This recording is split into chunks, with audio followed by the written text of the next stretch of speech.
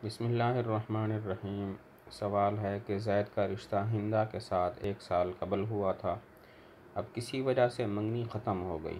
منگنی کے موقع پر لڑکے والوں نے جو کچھ لڑکی کو دیا تھا جیسے زیور، کپڑے وغیرہ، کیا واپس کرنا پڑے گا یا نہیں؟ لڑکی اور لڑکے کی طرف سے جو لین دین ہوا تھا منگنی ختم ہونے کے بعد اس کا کیا حکم ہے؟ اور لڑکی والوں کی طرف سے لڑکے کے رشتہ داروں کو کپڑے، پیسے وغیرہ دیے جاتے ہیں، رشتہ ختم ہونے پر ان تمام چیزوں کا کیا حکم ہے؟ تو اس کا جواب یہ ہے کہ جو رشتہ ہوا تھا 1 سال پہلے اور جو منگنی ہوئی تھی اس کے بعد جو کچھ دیا گیا ہے وہ کیا ہے؟ مہر ہے یا اور چیزیں ہیں، ہدیہ وغیرہ؟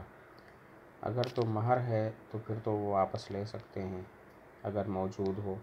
اگر لڑکی والوں کے پاس وہ مہر ختم ہو گیا ہو، اس کو انہوں نے استعمال کر لیا ہو تو اس کا بدل لے سکتے ہیں، اس کی قیمت لے سکتے ہیں۔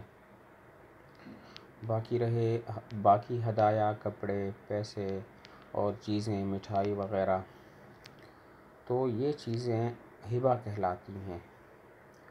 اور ہبہ کا حکم یہ ہوتا ہے کہ اگر موجود ہو تو واپس لے سکتے ہیں، اگر ختم ہو گیا ہو تو واپس نہیں لے سکتے۔